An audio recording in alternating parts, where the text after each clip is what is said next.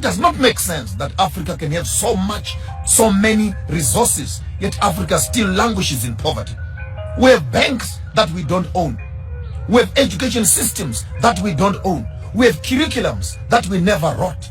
We have political parties that don't service our own interest as people. We have passports.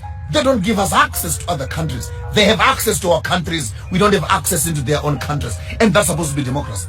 They have embassies in our own countries, and yet they put the same countries in sanctions. What sort of a system are we talking about if we are to be addressing the issues of African democracy?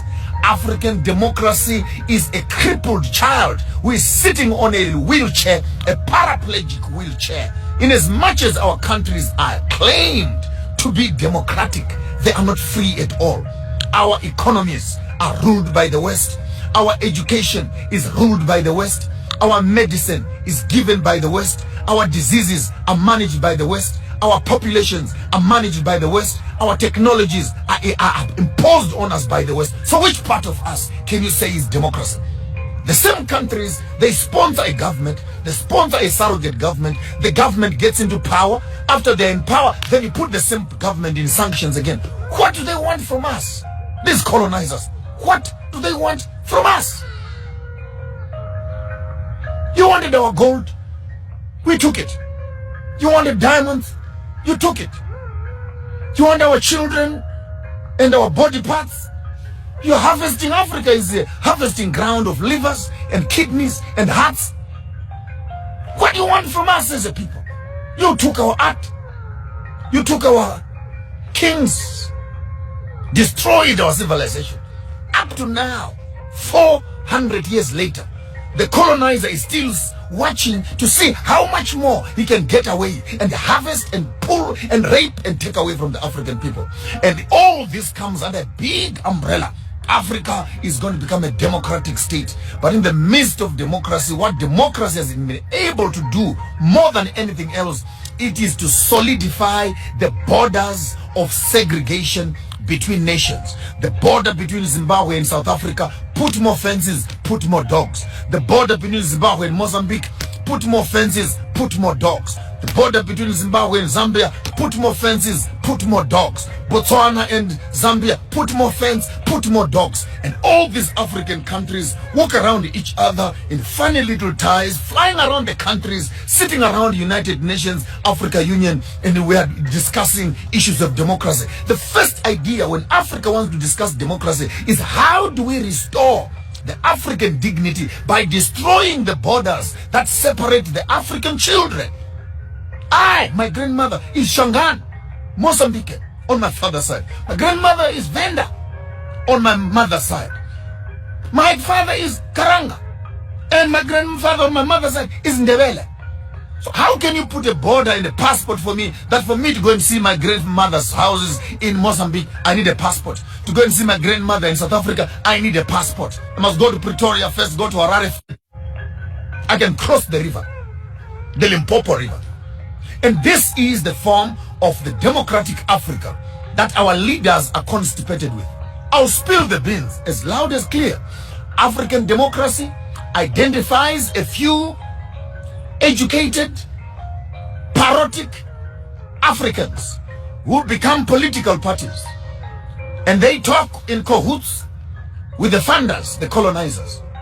They walk into power not to help the African people, but to look after themselves and maintain the system for the colonizer.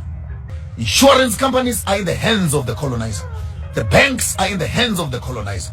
Manufacturing industries are in the hands of the colonizers. The pharmaceuticals are in the hands of the colonizers. Medicine, clothing in the hands of the colonizers. Technology in the hands of the colonizers.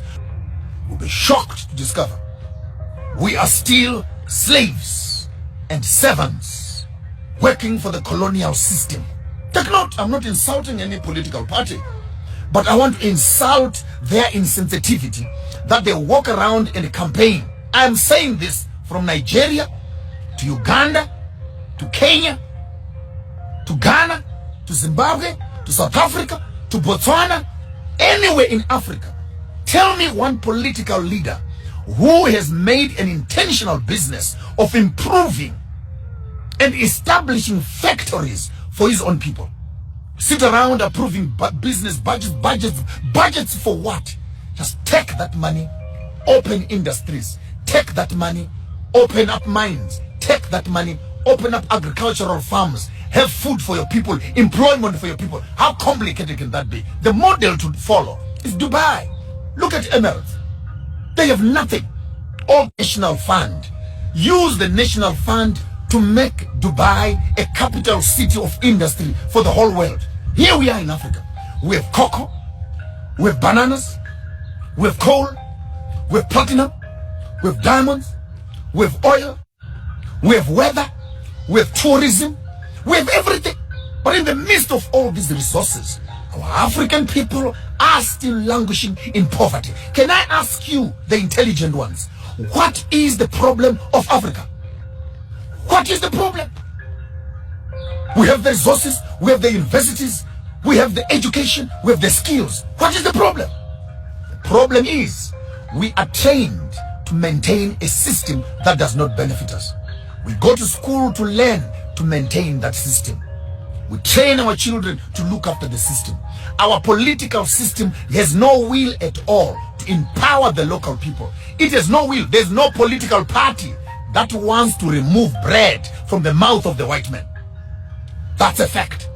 Because all these political leaders are eating with the colonizer. So how can you destabilize a system that is giving you food? So it's the typical state where Uncle Tom kind of boys who now are being told, you are not like them. You are a better black than them. Please, you can eat here. You can sign here. You can own this also and that. And before you notice it, 5 years, 10 years later, our political leaders have just become rubber stamps in government for pushing a European colonized agenda. I'm still looking for a country that will take its own resources and improve its own infrastructure. I challenge all the African political heads across Africa. Go to Dubai, not to shop. Go and study.